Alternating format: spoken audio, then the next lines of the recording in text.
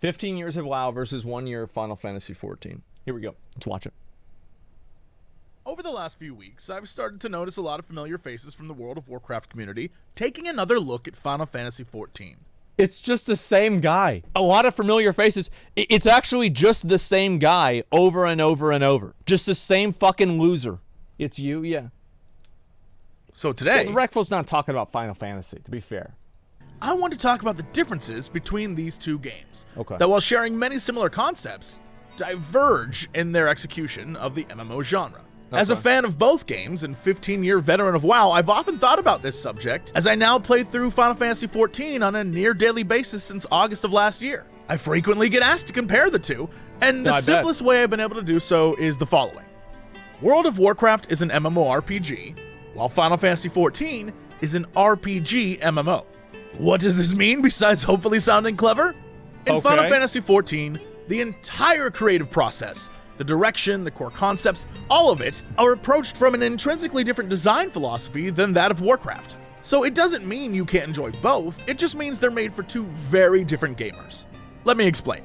I think most people have an understanding of what an MMORPG is beyond any sort of definition. There are expectations as to what that experience will be. I would say which is why after playing Final Fantasy XIV, I've come to call it an RPG MMO. Because while all the multiplayer elements are there, I believe they aren't entirely necessary. If the MMO were removed and all we were left with was the RPG, the story, the music, the gameplay, it feels like the player would still have a complete experience. This is because... Well, this is even like they said this, like the Final Fantasy devs said that it was a Final Fantasy game first and an MMO second. So it actually makes sense that that this would be the outcome. Is that they've literally said this.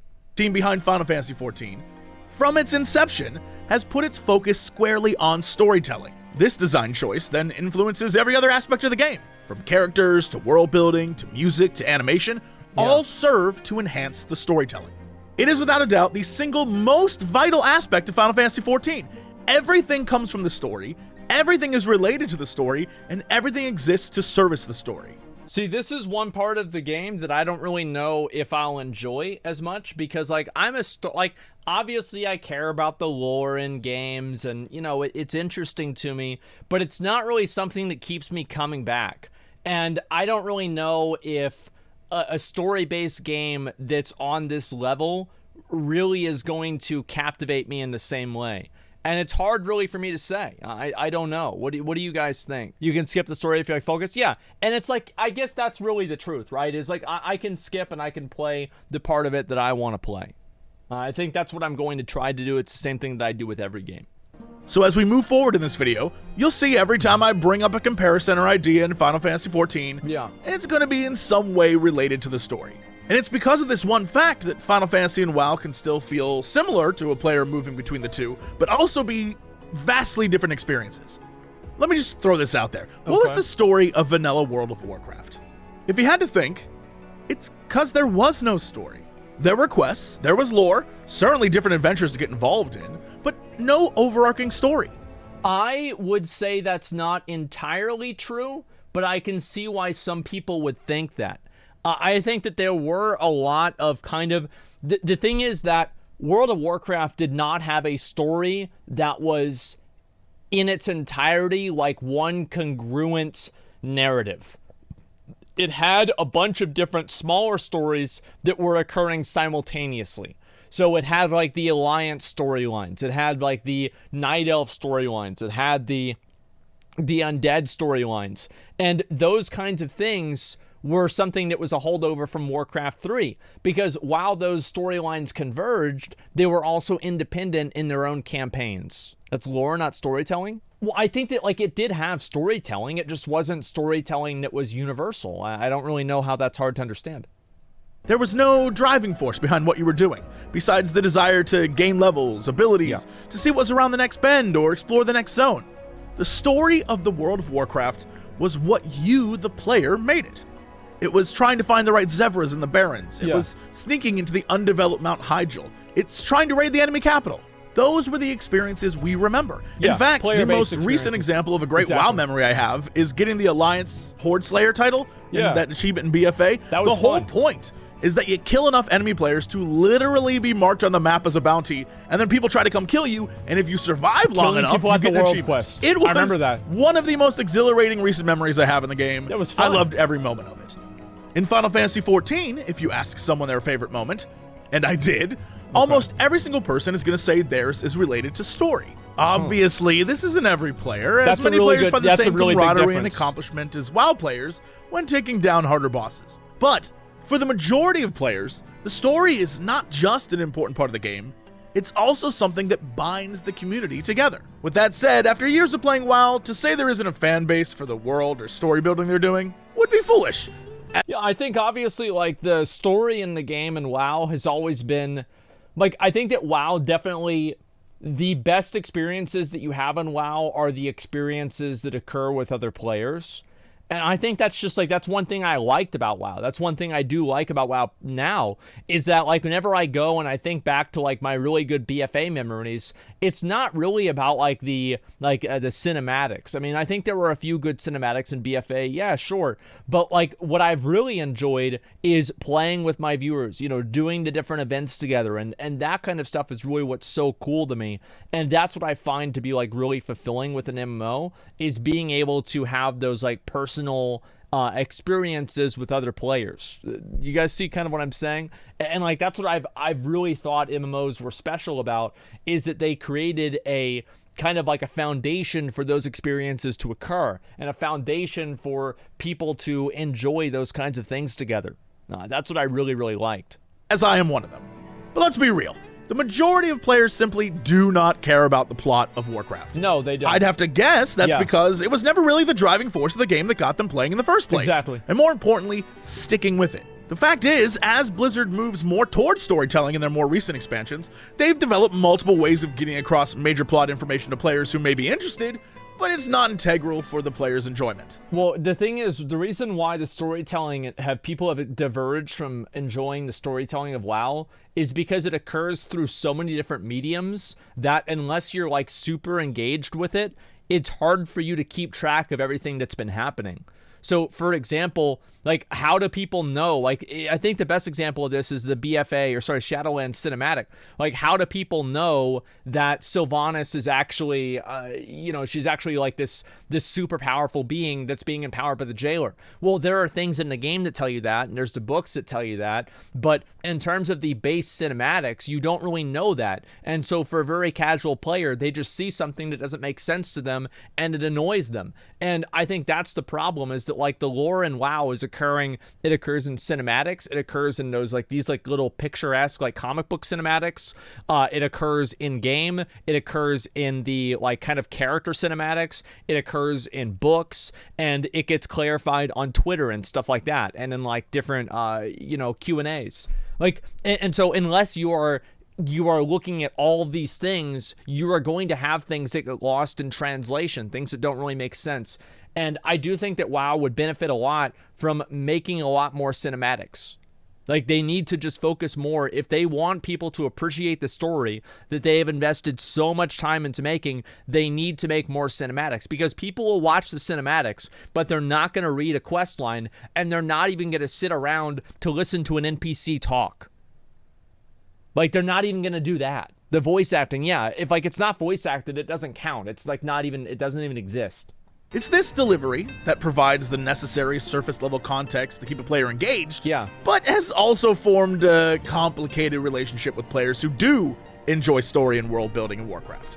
Team leads and devs change, shifting the vision for each expansion to fit what is essentially the rule of cool. While main story beats are planned ahead, it's very clear that things have changed or will change based on necessity. Main characters vanish, story elements are left behind, and lore's retconned to fit with the moment. As a big old lore nerd, years of that have definitely left me kind of jaded when it comes to WoW. Yeah, there's a lot of dumb stuff that's happened with the lore that I don't really think makes a lot of sense, and it wasn't really fulfilling for me as somebody who's been watching the content for a long time. I don't really like that a whole lot. Also, like, I don't like a lot of the endings of the stories. Like, that's really what it comes down to. I don't like the endings. Like, I don't like what happened at the end of 8.3. Like, in my opinion, what would be the ideal ending of 9.1. The ideal ending of 9.1 is that we either kill Sylvanas or we imprison her. And the ending of 9.2, in my opinion, here's what it should be.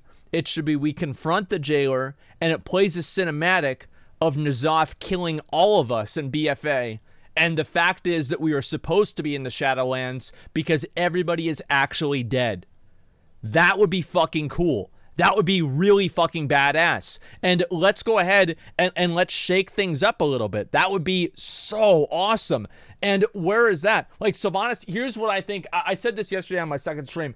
Here is my opinion of what the Sylvanas story arc should end as. The Sylvanas story arc should end as her being forced into being the Lich King after we deal with the jailer. She gets eternal life, but she spends it imprisoned in a way that she doesn't want to be. That is the perfect ending for Sylvanas' story, and I cannot think of anything that is better that kind of matches all of the different parallels of her storyline and her motivations, that this would not just be the perfect solution to all of them. She still exists in the game. She is still, you know, like to some degree useful, but she is also imprisoned. I think that is the best way of handling it. I didn't like how Sargeras, we didn't even get to talk to Sargeras. It's been 10,000 years, Sargeras.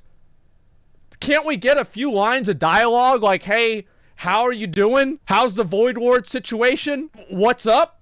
You know, nothing. We didn't even get to talk to him. That's what I'm not happy about. And like, yeah, some of the quest lines and storylines in the game are not fulfilling. I think one of the only fulfilling storylines in the game is, I think Bonswambi's storyline is good, and I think that Jaina's storyline is good. I think both of those are very good, and the other ones are not. And yeah, I guess Zappy Boy too, but he's still kind of like a minor character. Silly example is years ago at BlizzCon, I asked the devs about that weird snake tail of Gundrak. I was like, what is that thing? Yeah. Their response then, and ever since, has pretty much been, we really don't know. Yeah, we have no idea. Perhaps it was snuck in, perhaps it was dropped content. Who knows? All I can say is, if it was in Final Fantasy XIV, that snake tail would not only have had a purpose, but it would have shown up 2 expansions later as an important character in an ongoing story. And it should have. It should have been WoW. This is going to be one of those videos that's long enough to be split into multiple parts. Oh, good. But it's good, because it allows us to dive a little deeper. When it comes to content, both games feature the staples of the MMORPG genre to differing degrees. Leveling, dungeons, raids, PvP, special events, grinds, and daily quests. In fact, some on the 2 dev teams are friends, and they definitely borrow ideas from each other all the time. Yoshi P, the director of Final Fantasy XIV, is notably a huge Blizzard fan. The difference, of course, comes from what the dev teams have decided the focus of their games should be. I think a lot of the people that make MMOs probably like WoW. I mean, at least like they can respect WoW. It's not like they don't like WoW. It's just that WoW has so many limitations. Best way I can simplify this is to say that Warcraft is more about the destination, and Final Fantasy XIV is more about the journey. As an example, in WoW, the leveling process in, say, a new expansion is a buffer between you and max level where the real game starts. Yeah. I was once told by a friend that he always thought of it as advertisement for places that later on at max level you'll spend time grinding. Once you've leveled up, you can begin doing harder dungeons, farming gear in Mythic Plus, running raids, joining PvP battlegrounds or arenas, and doing your daily quests or grinding rep. And for years, this has not only been a pretty standard MMORPG cycle, but WoW has been the best at it. The goal, of course, is keeping players engaged and logged in. And going back to our original story discussion, doing most of these things continues the Warcraft story as well. In Final Fantasy XIV, it's a bit different. With the story being the most important part, this means leveling isn't just a rush to max level to experience the cool parts. The cool parts are the leveling. At max level, there are certainly raids and dailies and grinds and PvP. That's one of the reasons why I didn't want to boost in Final Fantasy, is I knew that so many people cared a lot about the story that I didn't want to boost through it, because I feel like for a game like Final Fantasy, if you boost through the story, then you're not going to understand what people are getting out of it. Like, you're not gonna get it. And also, like, another reason why I'm not gonna boost is, like I said this before, if I boost and I say something about the game sucks, even if it has nothing to do with the boost, people are still gonna say I don't know what I'm talking about because I boosted. I can't boost. I can't, and I know that. I know what people are gonna do. But they're nowhere near the complexity of WoW. Leveling up a job in Final Fantasy XIV isn't just about the leveling process either. Sure, in WoW you can level up an alt, experience the other faction's story, and a lot of people enjoy that. Yeah. But in Final Fantasy XIV, each job has its own story and quests associated with it. That's cool. They're varying in size and scope. Like class But quests. the Dark Knight, for example, is universally loved for being some of the best storytelling in the game. But again, story is what it's about. Most large-scale raids only have one difficulty level and are more events than actual team-building struggles. Those raids and trials that do have harder modes are canonically fan fiction versions of the events, so players who are just there for the story won't miss anything if they don't have time for harder content. PvP, while vibrant, is nothing close to that of WoW. Reputations and dailies exist, but not in a way that forces the player to spend a significant amount of time investing in them. But you're rewarded in a way that makes it feel like you're kind of getting one over on the devs for the amount of time you actually put into it.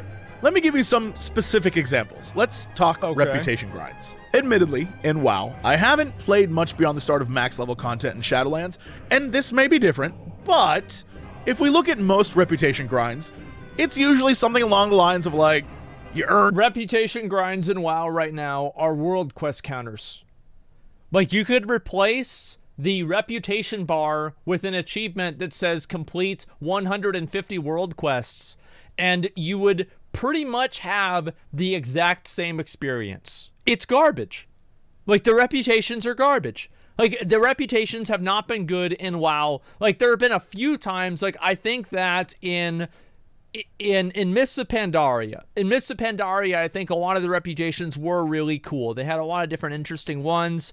And even with, like, there were a few cool reps in Legion too, but I would love to go back. I actually thought tabard grinding in Heroics was garbage too. Like, it was just trash. It's like you just put on the tabard and just run dungeons over and over and you get exalted. Like, what is this, man?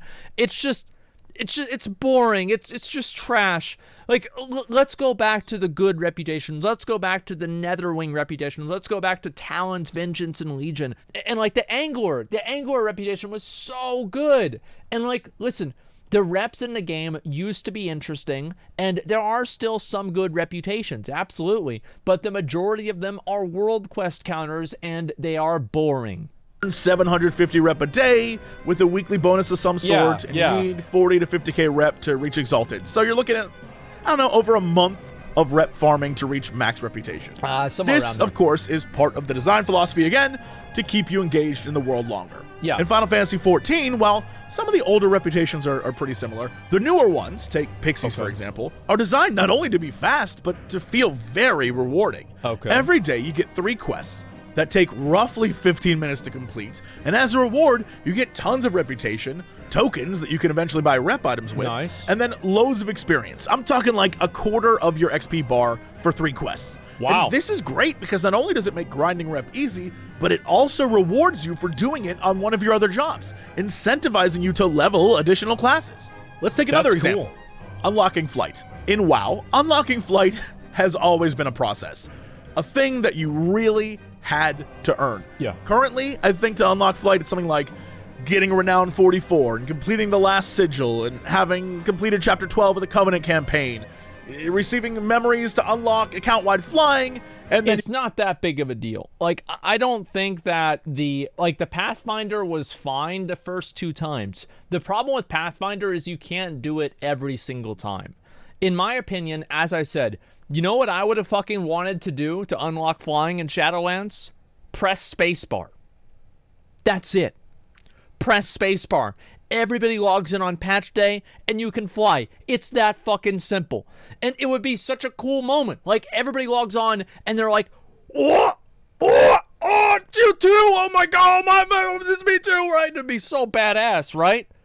And that's what I'd want to see. But like the Renown 44 and everything, like, it's really not that bad. Like, all things considered, the system that they have is really, it's really not that bad. It's okay in Shadowlands. You can do it in Shadowlands. In Final Fantasy XIV, while exploring the map that you're already exploring anyway, you use a compass to find little green wind orbies. And when you find them all and you complete the area story arc, you unlock flying for that specific zone. Oh, it's not account-wide. That's really cool. But it's easy enough to get just by going through the leveling process. That's really From cool. a design standpoint, I love this. Yeah. When I first learned this is how you got flying in Final Fantasy XIV, I was actually angry about all the time WoW made me waste. In Final Fantasy Yeah, that 14, is you cool. get to experience the zone, which is what WoW's trying to get you to do, but 14 doesn't gate your ability to move through it quicker in the future behind some sort of grind. Yeah. Which has probably got a few of you now thinking, Jesse, you're making it seem like you don't have to work for much in Final Fantasy 14. But of course you do. There are things like fancy relic weapon grinds and stuff like that. That's but cute. Not nearly to the degree that WoW makes you grind out stuff. Honestly, I think we're so used to Blizzard making us go through content multiple times for months in order to unlock something like flying that anything less seems ridiculously easy. But that shouldn't be the case, That's gang. a good point. Yeah. I don't know anyone who enjoys it, but we still do it. It all just comes down to the fact that the Final Fantasy 14 devs are not trying to keep you in their world for countless hours. So Yeah, I think that's another thing that like I know that like PoE has said this before. They said that they're okay with people that play the season for a while and then they quit.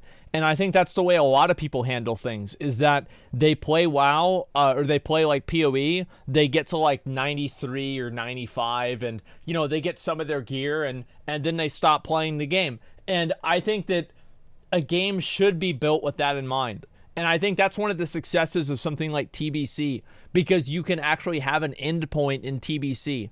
I think that games that make you continuously play forever end up just being bad games because they're pursuing something that's not fundamentally, like, they're looking at it from the wrong perspective. It's like the game should, like, this is some fucking bullshit that I thought of, right? I said a game should make you want to waste your time rather than waste your time. And I think if you make content that wastes people's time, people do not want to do that. People want to have goals that they can work towards that are their own. it seems like everything is a little easier. Your video? The I'll look fact at it is, the afterwards. 14 devs have literally said they don't care if you log in every day. Yeah. Get what you want from their game, come back when you want more. Yeah, Instead, it's that the simple. grindy bits of Final Fantasy XIV It's not desperate. are something entirely different. I recently saw this ad for Final Fantasy XIV, and it made me laugh, because I've never seen anything like this for WoW. But most Final Fantasy XIV players will tell you this is where the majority of your max level adventure lies. Look, Well, bro, there's not even raids there. Like gathering, housing, transmog, gambling. What is this, Twitch? What the fuck? This is a joke. Where's the raids? Where's like the dragon? There's this dragon to kill, and then there's the bigger dragon after that, and then there's an even bigger dragon after you kill the big dragon. It's like, yes. What is this? I don't know if I'll be able to handle this. Like, the thing is, I am a goal-oriented player. I always have been. I think I probably always will be. I don't know if I can paradigm shift in my head to not being like that. However, I do plan on... I want to complete some of the bigger grinds in the game just to say that I did it, just to finish it and be done with it, man. Like, I'm going to be honest, between now and the end of the year, I'm probably going to be playing video games at least 12 hours a day. And it's going to be so good, man. Like, I'm going to be playing all the fucking time. I'm going to be popping off. Yeah, it's going to be insane, bro. look at this thing.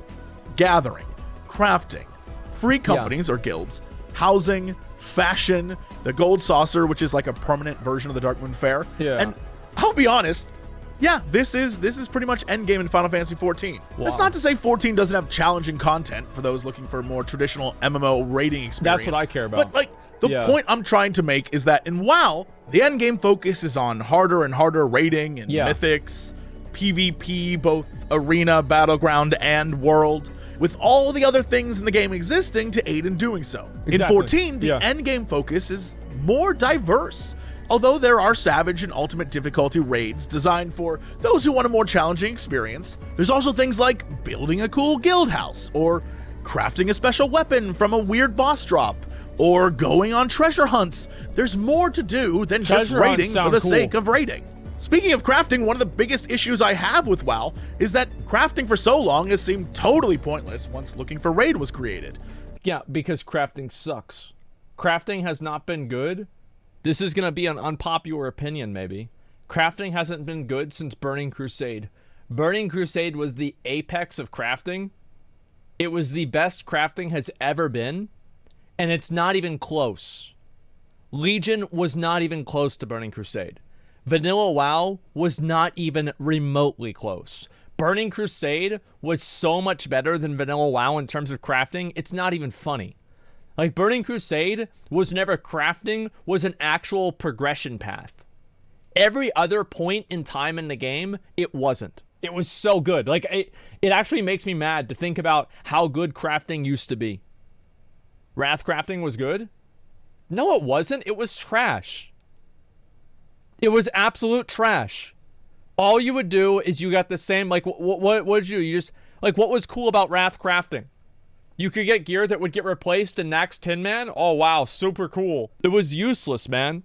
Any gear you could craft, say as a leather worker, was useless for those who could just get raid gear easily. Exactly. Meanwhile, in Final Fantasy XIV, gathering and crafting is very much a major part of the endgame experience. I'm really curious to see how New World is going to do this too, because New World is going to have a huge factor of crafting with their stuff too. So I really want to see that as well. If you're curious about other things, PvP for example, I mean, in this case, WoW definitely wins this one. Yeah. There is PvP in Final Fantasy XIV in the form of war games, and there are many people who enjoy it. It's just that there's a wider variety and larger community in WoW. It is, after all, part of the core concept, faction warfare. This doesn't exist in 14. There are no warring player factions. In fact, much of the story is about getting all the nations of the world on the same team. The funny thing is, that's boring. As WoW attempts to add more story, the PvP they're doing makes less and less sense narratively. And that's, I mean, just the tip of the iceberg of the endgame experience. There's a lot more to talk about, but since we are talking endgame, I think we should flip it and do the starting experience. Going back. Yeah, so, like, I would say that, like, PvP is, like, I've never heard a lot of good things about Final Fantasy's PvP. But I'm not really much of a PvP player. Like, I don't really give a shit that much. It doesn't really matter to me. So it's like, if a game has PvP that's really good, like, that's cool. But my perspective has always been that if I want to play PvP, I will play a PvP game. I will play, like, Valorant. I will play Halo. I will play Call of Duty. I'm going to play an actual game that is designed for PvP, rather than play an MMO that kind of has it shoehorned in. WoW PvP is cool, but the main reason why it's cool is because you can get good gear and destroy people. Like, that's the main reason why it's good. To the design philosophies of the two games, we can see differences in the premise of each and how it affects your intro into the game. Okay. In World of Warcraft, you start your experience as just one of the many faces in service of your chosen faction. No, I prefer that. Over time, I like your that. actions in defeating various threats increase your importance to the world. In Final Fantasy XIV, you are literally the Warrior of Light, the chosen hero from moment one. There is no denying your importance to the story. The entire narrative revolves around you. Even though initially you're not recognized as such, I mean, that's what you are. Quickly proving yourself to the world. From that point on, every character not only acknowledges you, but they recognize the importance of your role over theirs. So add that to the story being the most important element, and you'll see how this might be a daunting task for some new players. Yeah. Much of the 14 starting experience it's pretty slow. It's like WoW has that too, right? Like WoW definitely has that. Like you're the champion of Azeroth and everything like that.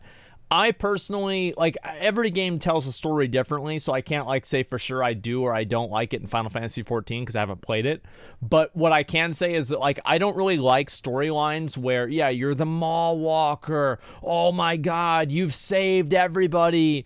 It just, to me, I'm not about it, man. Like, I like the idea of an MMO that allows you to create your own narrative. Like, a player narrative is really important, I think, in an MMORPG because players can have their own narratives that exist. And whenever you create a narrative for the character, then you basically, like, box that character's narrative in, or you have to make it more headcanon and not actually, like, what the character's done.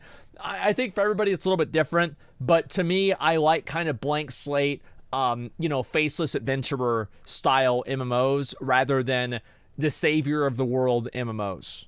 Like, I prefer that. Like, it's like Dark Souls is a good example. Like, Dark Souls really maybe isn't, right, because he, like, ends up blinking the flame, but, like, you start off and you're a chosen undead, but so is every other undead that tries to go through there. That's why you loot all of the souls, because it's other people that have tried before you.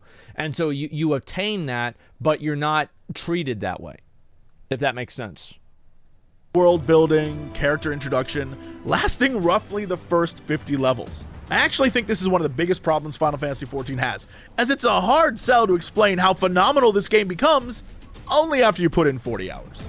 But that's exactly what I was told, and what I have told others.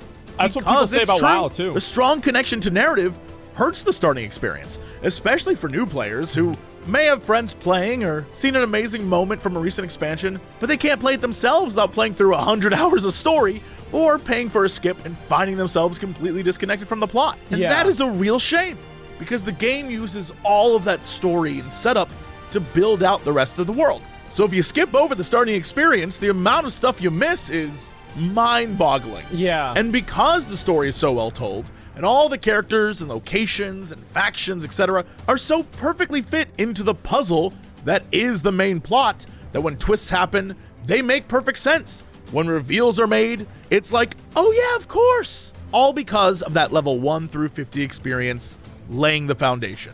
And as I've said, I've experienced both ends of this. Years ago, when the game first came out, I gave it a shot, and around level 40, was totally burnt out.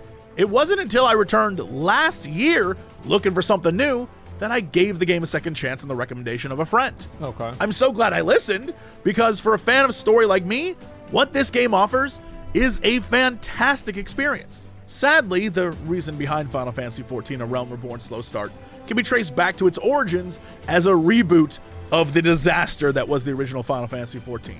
The budget was small, the timetable was short, and it shows. It isn't until the later patches of A Realm Reborn and the release of the first expansion, Heavensward, that the game truly shines. The production value skyrockets, the writing is less long-winded, the voice actors change, just about everything is better than where it started. And they remade the game, which is like, that's definitely, it's a big dick decision. It absolutely is, and that's one of the things that I wish that WoW would do. I wish they would take a big dick decision like that and really try to just delete everything and redo the whole game, right? I would love to see that. But I think there's so many people that are like so attached to their characters, like armor and their items and everything like that, that they would not want to see that happen. For me personally, and like there's another part of this where it's like, why would I really want them to do that if the same people that make Shadowlands are just going to make the whole new version of the game? Well, it's going to be just a bunch of Shadowlands, right? So I get why it's not necessarily a great idea. However, that would be in a perfect world what I would like to see. I do think that the game does need an extinction event. It doesn't need an apocalypse. It needs a reset. It needs a, Noah's flood, something like that to happen to like remake the world and reset everybody back down to zero, because there's just so much bloat in the game in like all these different ways. There's like 2,000 reputations or 2,000 pets, 200 reputations, 1,000 mounts, 10,000 transmogs, like 5,000 titles. Like there's just too many fucking things in the game. And they need to find a way to just delete all that shit and move on and do it again from scratch. That's what I think they need to do, not a cataclysm, because a cataclysm just changed the world. Who cares about that? It didn't change the items. Like, the thing is that you don't have the spectacle of something like Ashes Valar anymore, and you don't have the spectacle of something like Invincible anymore, because you already had Invincible and you already had Ashes of Valar. The reason why the armored nether drakes were really cool in Burning Crusade is that everybody else had griffins. If everybody else has griffins and one guy has a nether drake, that guy looks like a badass. But if one guy has a nether drake, the other guy has Ashes of Valar, the other guy has Invincible, the third guy has a proto drake, and the fourth guy has some brand new mount from Shadowlands, none of these really people feel special. And making people feel special and having things stand out, I think is so core to finding that motivational factor of getting people to play the game all the time. And that's one thing that I really think that they've lost. I do. I think that they've lost that. And it's not really their fault. It's just that the game's been around so long that they need to have a reset. There needs to be a reset.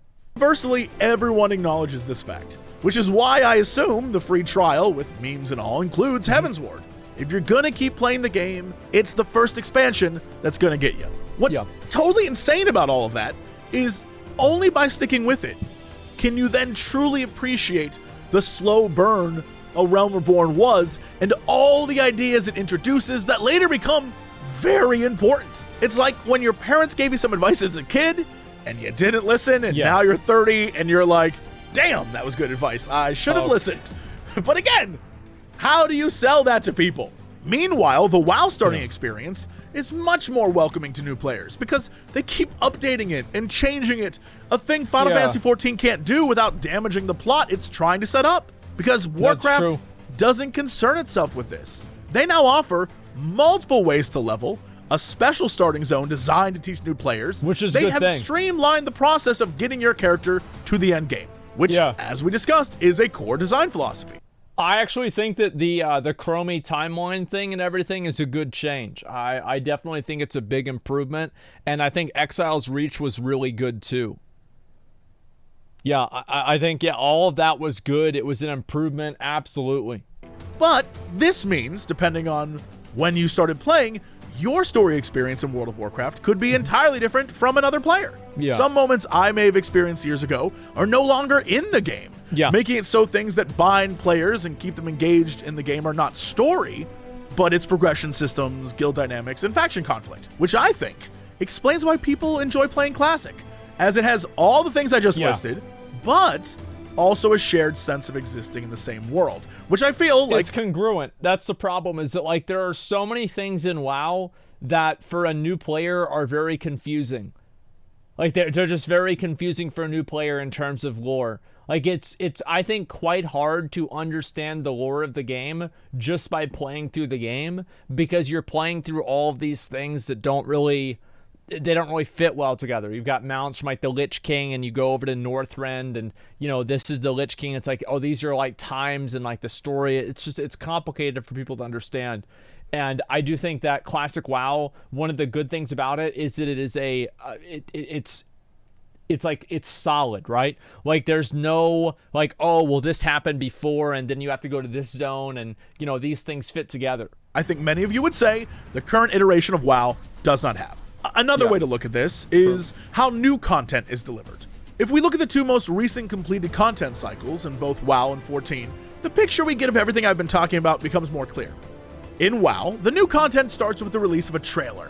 A big budget, stunningly well made, sometimes shocking reveal. Good. It's usually a way for Blizzard to show the first major inciting story moment. This is something like Sylvanas breaking the Helm of Domination or Deathwing destroying the world. Then, before launch, there's a book and maybe some short stories about major characters involved in the next expansion. We'll get a pre-patch event, and then the expansion will release. And for the most part, every WoW expansion follows a similar formula. We get a short burst of main story before pausing for leveling content and eventually returning to the main plot. Then a major raid is released, and the story for the main plot continues as we get a series of patches culminating in the last patch of the expansion and the showdown with the big bad. Then the cycle begins again with a new trailer. Because of its heavily story-based nature, almost all of the content in 14 is delivered in-game. So in the previous expansion's fourth major patch... And that's what I said before. That's one of the problems, is that WoW tells the story in different places. Like, I like... It's just like, in general, that's hard to fucking understand. Like, it just is. It's like, imagine trying to watch a YouTube series... and you have 5 different fucking episodes, and each episode is on a different website. Or even better yet, there's the first episode is on Twitch, and then the second episode's on YouTube, the third one is on the Facebook page, and then the fourth one is a Twitter video, and then the fifth one, you have to install TikTok because it's a video on TikTok. Like, what the fuck? That's the way it is. How are you gonna keep up with that, man? It's too much. You'll get hints of a new story. By the time the fifth major patch rolls around, you'll have more information, important details or new jobs will be hinted at, and then, around the same time, we get the trailer. Unlike WoW, it's not a single moment, but a series of vignettes and a hint of things to come in the next expansion.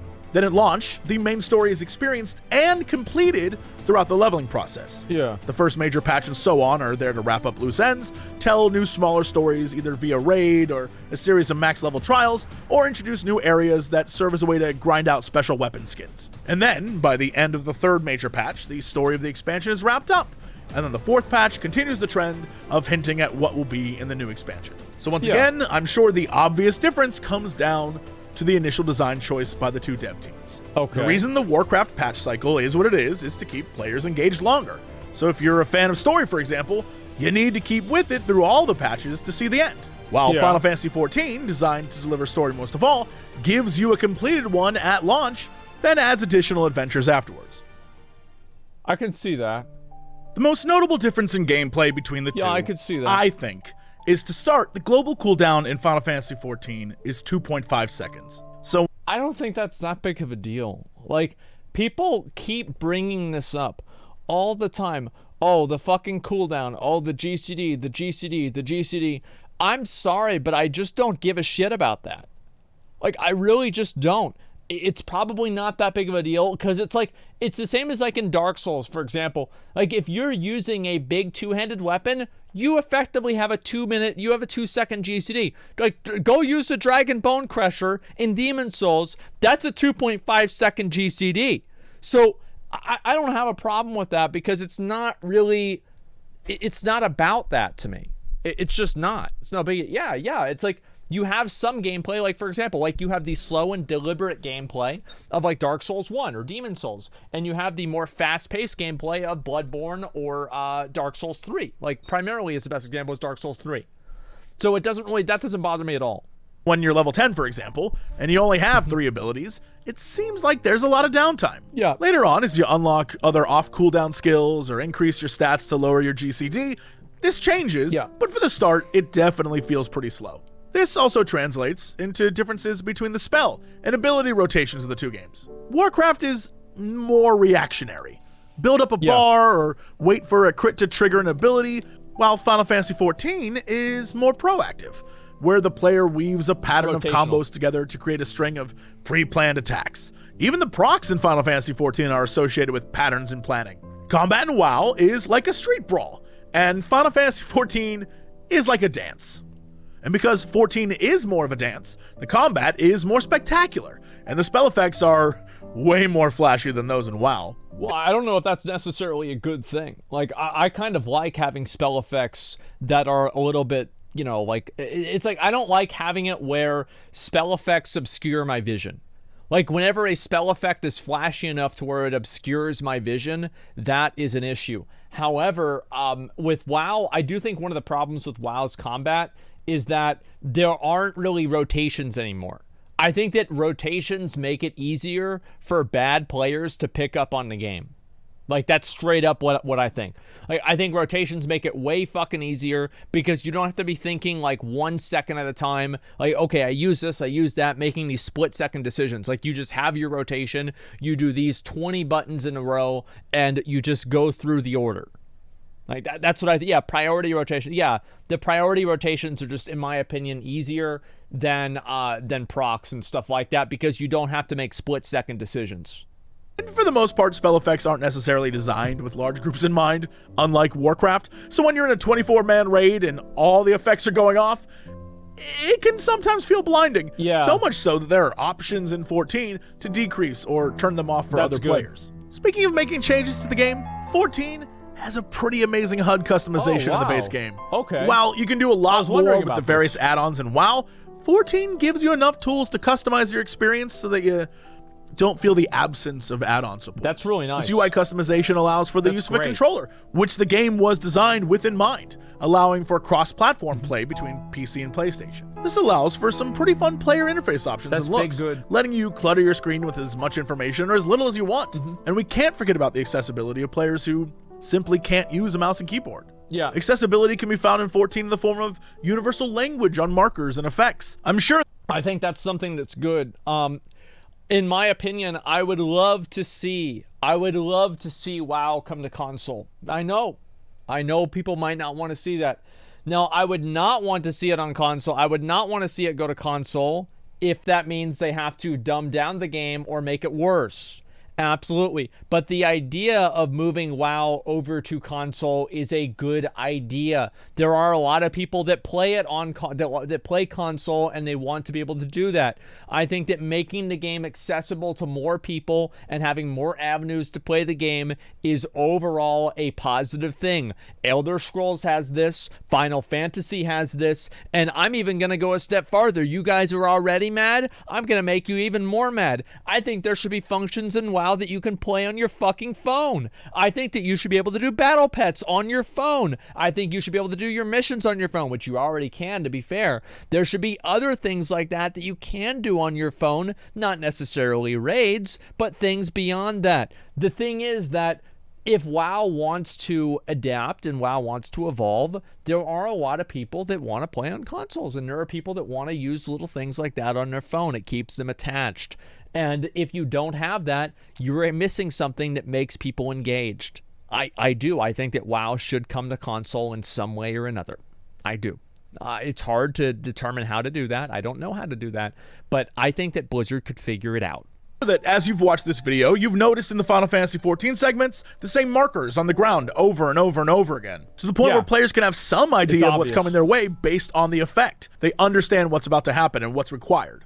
Another major gameplay difference, which is probably what we should have started with, is the ability for one character to play every job or class in the game and switch. Oh, so I'm assuming this is that Dark Knight, DRK, and then Warrior is Warrior? It is? Okay, yeah, I get it. Between them.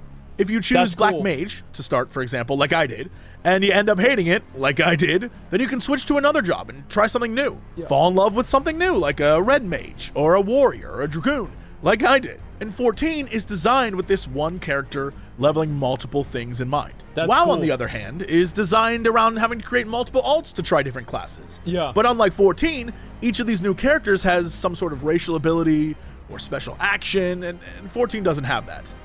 I like how you could make alts in WoW back in the day. I thought alts were really cool, and I'm not really 100% sold on one class being able to do everything in the same sense, because it's like, and that kind of goes into like my feeling about how I don't like being like the chosen champion of the universe. But one thing that I liked about WoW is that you could make alts, but alts are not fun to play anymore in WoW. And the reason why they're not fun to play is there are all of these max level progression systems that throttle your character from being able to do the content that it wants to do. I know Ian said, and I actually watched the video on this yesterday, Ian said that there are people that level up characters to do the Covenant campaigns and the quests. That's true, but man, like nobody levels up a character to farm Torghast for Soul Lash 8 times, man. Like nobody levels up a character to do world quests to get enough renown or whatever. Like this is just waste of time content. Doesn't mean you can't level alts in 14, but it's unnecessary to experience all the game has to offer. Warcraft does, however, have more overall combat diversity. With the option to choose talents and spec out your character in fun, weird ways. Although a lot of the time people just look up what the best is. Also, the classes in WoW seem more wild and vibrant compared to that of Final Fantasy XIV. There are no Demon Hunter or Brewmaster analog, for example. It does have a Blue Mage, but it's treated as more of a joke class with wacky overpowered abilities that isn't really allowed in current content. Also, WoW really nails raiding and PvP. It's what the game was designed for, and they do it very well. The raids in WoW are larger and more intricate, the PvP is more varied and complex, but Final Fantasy XIV does something very fun with its dungeons, raids, and trials by including synced, unsynced, and minimum item level settings. See, I don't know how the syncing would work. That's one thing is like, because like whenever I think of syncing, I think of time walking raids. So Ulduar in time walking is just easier than it was, because classes are just better. Like you're not AoE capped. I guess now you are again. But like back then, like you didn't have the same type of damage. It works pretty well. Yeah. And like, so it works very well. Everybody says it works. That's cool. Because like in WoW, going back and doing Black Temple again is a joke. It is not even remotely the same level of difficulty. You can change the difficulty of a dungeon, for example, to be exactly how it was when you first ran it in your low-level gear, or to cheese the hell out of it at max level. Yeah. The last thing of note is that when crafting or gathering, 14 is much more visual and complex than WoW. It's not just clicking a node. They're actually separate jobs, separate skills, separate stories, and separate gear that you can play without ever doing the main story. Although you need it to unlock some zones, there are whole events built around using these crafting and gathering jobs. Building a city, for example. And as I mentioned before, that's cool. Crafting actually makes viable gear, unlike WoW, whose crafters are mostly useless once people... And also I want to say, like, so crafting in Final Fantasy, the best gear in the game comes from raids, right? Because like that, I remember I asked Zeppo that, like, the best gear comes from raids, but like crafting is like what gets you up to the raid. So like, why do people craft if they can just do the raid? Is it because, I mean, do you like need the gear for crafting to do the raids? Because you'll die, or is it it's just too hard? It's for patch day. They craft the gear to get into the raid. Supplements item level. Okay, so it's like kind of just a stopgap. People can do looking for raid. You're gonna get tired of hearing me say it. You probably already are, but story plays a major role in the aesthetics of 14 versus WoW as well. Both games look very good. Let me be clear. But they each... I think WoW looks way better than Final Fantasy 14. I'm gonna be honest. Like I look at that picture on the right. It looks like garbage to me. It looks like a game from GameCube. Like, I'm sorry, it just looks like trash. Like, I get that some people like the art style, but I think WoW's art style is just so much better. It's just like, it's way more. It's like there's not like. I think that like there's not that many things in WoW that I'll look at and just see like, oh yeah, this looks like it came from like Xbox 360 or like regular Xbox. It's cleaner, yeah. Have their own visual style. WoW is slightly more cartoony and exaggerated. There are really Everyone cool has giant in muscles, Final even the Fantasy. fat dudes and the gnomes. Yeah. 14 is a bit more subdued in all regards. Even the colors are more toned down. Some might call the character designs a bit animu. Meanwhile, the Yes. WoW character designs are more diverse than 14 as well. Trolls, undead, humans, pandas. In 14, it's more like human, tiny human, cat human, horny human. The biggest difference I've noticed comes down to 14's emotive characters and WoW's wider array of visually diverse zones. That's These true. emotive characters make it so 14 can easily work in numerous in-game cutscenes and match the voices. In order to do the same thing in WoW, custom crafted scenes are made, which take time and limit the number that can be included. That's a not really to good say that point. Warcraft characters can't show emotion, or Yeah. Final Fantasy doesn't have visually diverse zones, but each does their thing better. I think that the cinematics that WoW has, like the end-game cinematics, they just look like shit most of the time. They look like shit, and they're not good. Like, there are some of them that are okay, but many of them I am just not that impressed by. Like, and the N'Zoth death? No, though that one was okay. I think the N'Zoth death was okay. But, like, this one right here, it just doesn't really... Like, it doesn't convey the emotion like it would have. Like, here's a good way to look at it, is that if they were to make something like this, make it in, like, a fully rendered CGI, like the same as they do for, like, expansion trailers, like this scene right here, the characters would act and behave completely differently. It would be completely different. So whenever I think about what is the best way to tell this scene or the best way to tell this story, I think that WoW's cinematics have to forego so many cool things that could happen, so many facial expressions that could occur, so many emotions that could be conveyed, and it just turns into two characters running at each other. Yes, of course it's expensive. WoW can get more wild with their visual design because they aren't limited by players on older consoles. The PS3 version of 14 was still available until 2017, which means the PS4 version will be limiting players for a few years still. Because its limits are fewer and the devs can update and change their graphics more frequently, WoW can create a more wild, outlandish, and visually striking environment for players to explore. And because 14 was started with storytelling in mind, characters' faces are designed to show a wider array of emotions. WoW, on the other hand, added story after the fact, so the game wasn't designed to have a lot of close-up facial animations. No, it was So not. as they add new in-game cinematics, many of the ones we're getting now seem to have these weird flappy jaw yapping things going on. Yeah, look at that. Many of the ones we're getting now Look at that. Watch this. Watch this. Is exactly what I'm talking about. Watch this. seem to have these weird That's just trash. Like, flappy jaw yap. it's just trash. Like, these kinds of things. This is what I don't like. And like, I know it's not like a big deal. Like, it doesn't really matter if, like, oh my god, the fucking cinematics don't work that well. But it's not a big deal, but it is. It is in a way a big deal because this is the stuff that the casual players like. This is the stuff that people that wear Blizzard shirts to community college like seeing. And this is the kind of casual content that you get to experience. And this kind of stuff needs to be fucking good. It needs to be fucking good, and it's not. It sucks dick. What they need to do is this is what I think they should do, is they should have rigs And what I mean by rigs is like different animated like characters. I don't really know if this would work, right? But like in my mind, it's like an in-between of the characters in game and the cinematic version of the characters. And those rigs tell the story that are just better designed and able to convey emotion better, but they don't require the same time investment than like a fully fucking rendered CGI does. Like that's what I think would make sense, but I'm not an animator. To be honest, I don't really know what I'm talking about. It just seems like a good idea. Things going on. And that stands out from the other higher quality cinematic stuff we're used to getting in WoW. Yeah, it definitely does. The music of these games is also another thing worth pointing out. And Jaina, it again is a perfect example. I gotta pause this real quick. Jaina looks so stupid. Like, look at that. She looks so dumb. There's no way that Jaina would look like that in an actual cinematic. She just looks stupid, man. Quality cinematic stuff we're used to getting in WoW.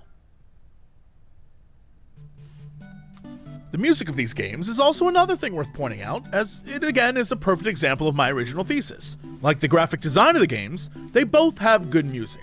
But similar to WoW's visual style, Final Fantasy XIV's musical style is far more diverse and wild and fun. In Warcraft, music is mostly ambient, used to set the mood of a zone or dungeon, usually something catchy, repeating, and not all that intrusive. But many times, because of its generalized nature, there are moments where it might not fit the events that are on screen in an epic boss fight, for example.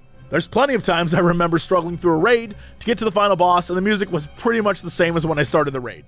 Meanwhile, in 14, because the music, like everything else, is connected to the story, it's more moment to moment than WoW. Again, it's not like WoW doesn't do story moment music, or Final Fantasy XIV doesn't have ambient zone themes, but they both do their own thing way more. Final Fantasy. I think that they should have more music that's like you know, the best part of this is like, think about whenever you fucking go and it's like you enter Ragnaros's lair and it starts playing that music. It's like da da da da da da da da, and you're like, fuck yeah, we're gonna kill Rag. You know, like they have to have those things like that. That's what's so cool. And they do need to have music that makes it better. Like, a good example of this with fucking Bloodborne. The Albrita's song made me not want to fucking kill myself because I couldn't figure out that my weapon was broken and I kept dying. Like, it was so good. I mean, if you have the right music for a... like, music can really make something better. Now, some of the boss music, as I said, in Final Fantasy... I'll say it. I think it's cringe. I do. Some of it I'm just really not a fan of. Like that one song that you guys had me play that had like the person flying around in the forest and it was like the female singing, like the Lahi or whatever song. That was fucking amazing. I love that song. But some of the boss music I've just never really liked. Fantasy XIV has musical themes for sad moments and happy moments and silly moments and tense moments. It sometimes even tells a story. There are theme songs and leitmotifs and, more importantly, battle music.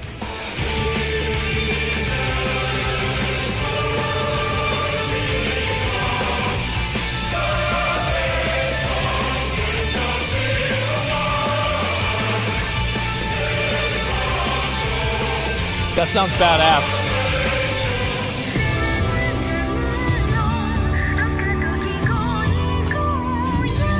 That song sucks. It's not my style, man. Like the first one with like the fucking guy flying in there with like a fucking red dragon. Like, but this is like, oh god, what is this?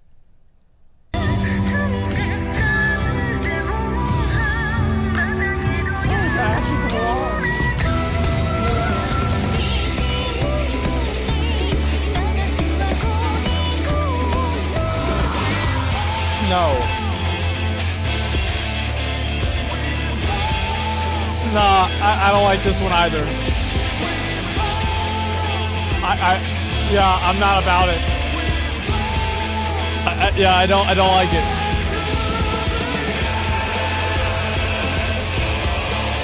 It's okay, it gets better. It's just so good.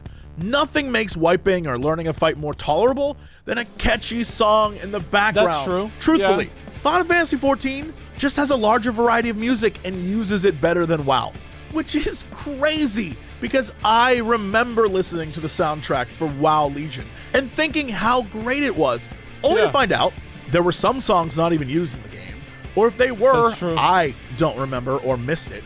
I recall multiple versions of Anduin's theme, only for him to barely be involved in the main Legion storyline, and his theme to show up like maybe once or twice. That's so crazy to know they have all this amazing talent at Blizzard making music, and they don't even use it all? And remember Elite Tauren Chieftain? Final Fantasy XIV has a band of devs called the Primals. Except they don't just do meme songs, they play like all the hits from the game, lyrics and all, and let me tell you, they got some bangers. The difference is, while ETC was phased out of live events, the Primals are the highlight that everyone looks forward to. It's as if the WoW community thought ETC was kind of lame, and Final Fantasy XIV fans are like, more Primals, please. I think everybody thought the Elite Tauren Chieftains were cool. Like, what do you mean? Like, yeah, I think a lot of people thought that was awesome. Like, yeah, of course there's some people that thought it was cringe. Like, yeah, of course. I mean, there's going to be people that think everything is cringe. But overall, I think that a lot of people were positive about it. I don't know even really what happened to Elite Tauren Chieftains. I really have no idea. Probably everybody that was on the band got fired. I can't say. But it does really feel like it does feel like music could be used better. I think the best example of music being used really well is Ragnaros. Whenever you walk into Ragnaros' lair and it plays that fucking song, and it's like, holy shit, we out here, boys. Like, that's what it's about. Like, there's maybe a few other examples, but I feel like that's probably the biggest one. Yeah, the Stormwind music. Yeah, you walk in Stormwind, it's like fucking plays the music. It's awesome, and it does make a difference. So there's one last thing to talk about, and I'm sure it won't be controversial at all. The communities. I've been in the WoW community long enough to have formed a pretty substantial theory about it. Yes. I know I'm going to get lots of crap for this one, but I think the general notion is that it's pretty toxic. Yes, your personal guild might be awesome, but generally, I think we can all agree there are high levels of toxicity in the WoW community. And what do you guys think? Do you guys think that the WoW community is toxic? Because it's really hard for me to say, yes, it is. I don't even really know if it is or not.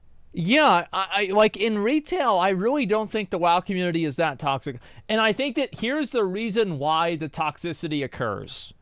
Toxicity is in every single competitive game because you can lose. The more times that you put people in content together that you can lose at, that's what's going to create toxicity. And the fact is that there's a lot of really hard raid content, a lot of really hard fucking dungeon content, and because of that, people are going to get in there and get toxic whenever they lose. That's what I think it is. It's the same as in like League of Legends. It's the same as in Call of Duty. It's the same as in every fucking game. You're going to have toxicity whenever you lose. I think that's a big reason. I believe this stems from the nature of the game itself. WoW is based in conflict.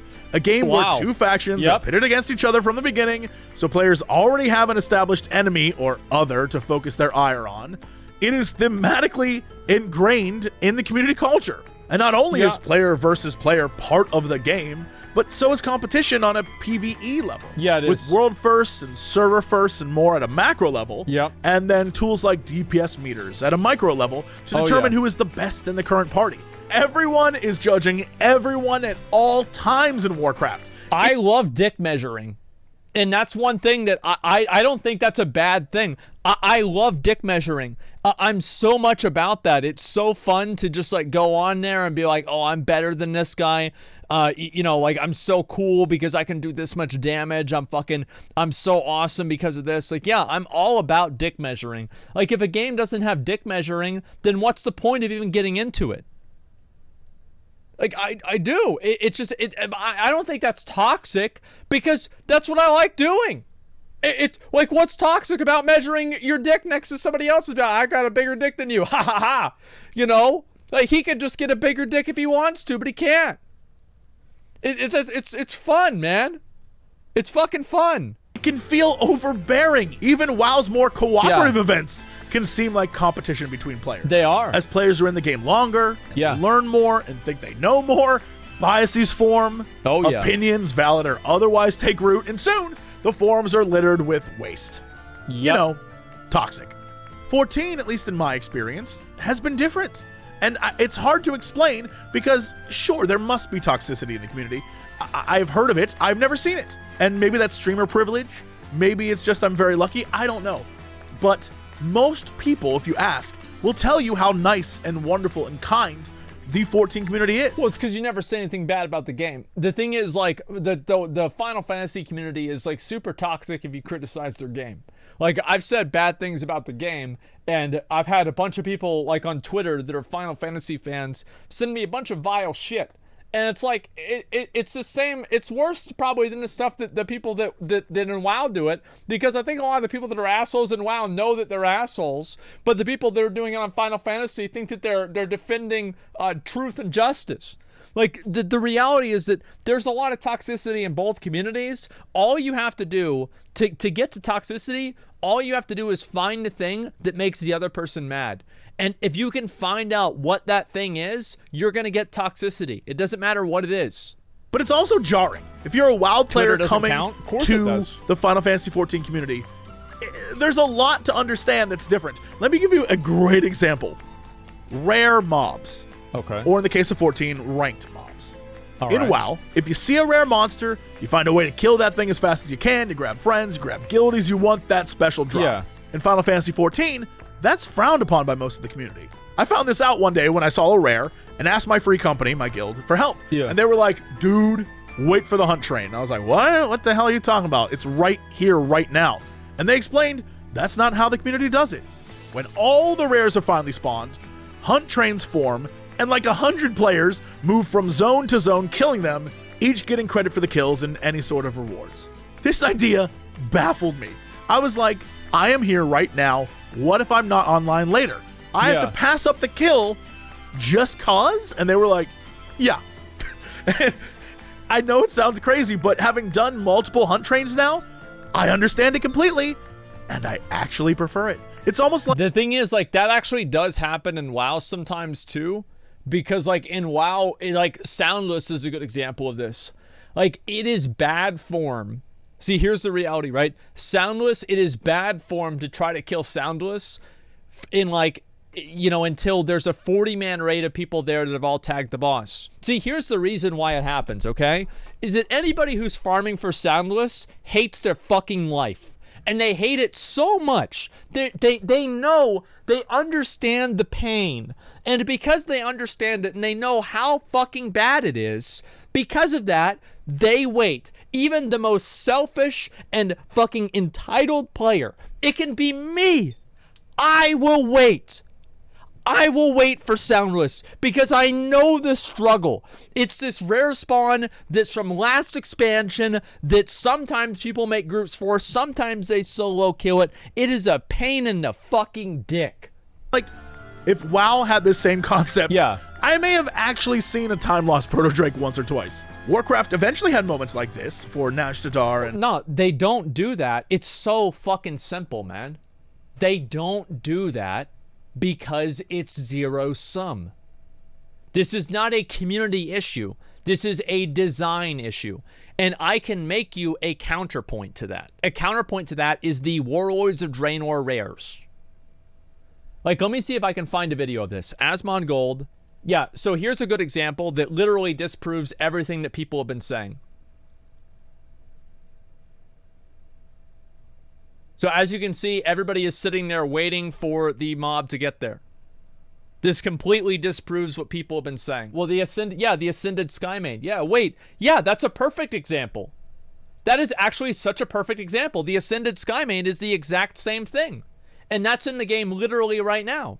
Mechagon, but it's not on the same level. This camaraderie in the 14 community translates to how they treat new players for the most part as well.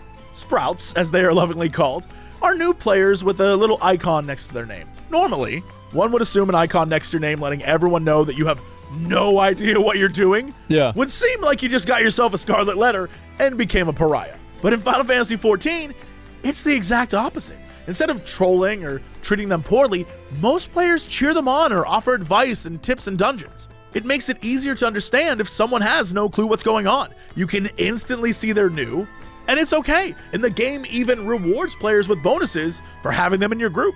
And that's what I think is so special about the community in 14. I've seen plenty of players try new classes or a build or whatever in both WoW and 14. And people can get intimidated about being yelled at for sucking or not knowing something. But in 14, that little sprout icon lets players know immediately that you're newer to the game. So they have an expectation that you might not know some things. And it makes it easier to ask, which is honestly the biggest problem in WoW. That does really help. Like having that little indicator that somebody's a new player. I actually wish that WoW would do that. That's a great idea. They do? The Murloc icon?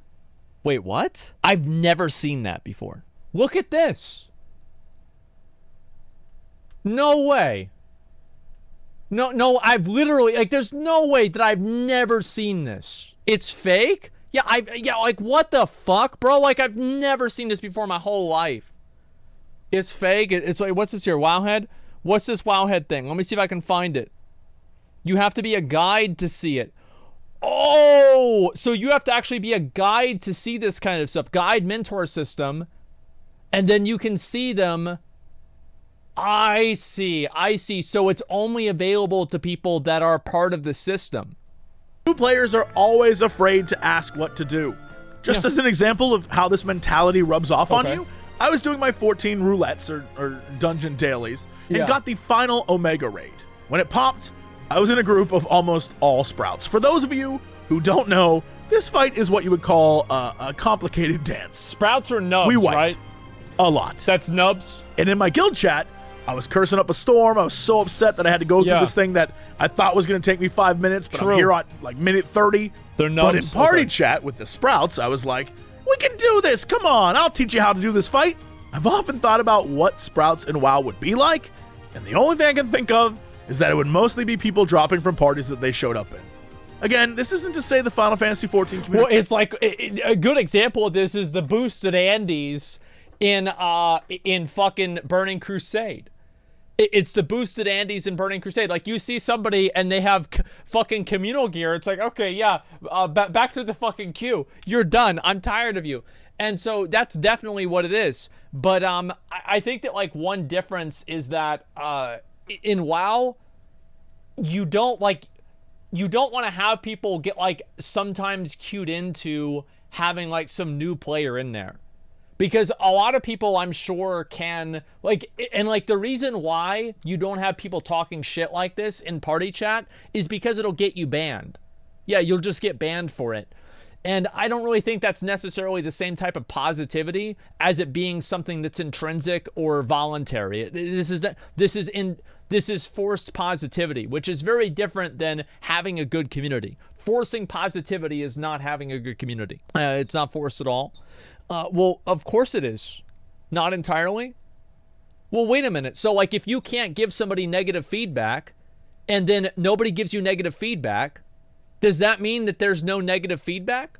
No. It just means that they can't do it. So, of course, you're not going to see toxicity because it's literally going to get you banned. It's the same reason why, like, a lot of games don't see racism.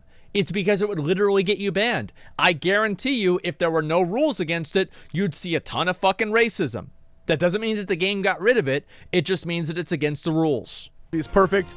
Obviously, assholes play all sorts of games, but the general nature of the player base seems a bit more relaxed. Yes, someone will tell me I'm doing something wrong while I stream, but that's every game.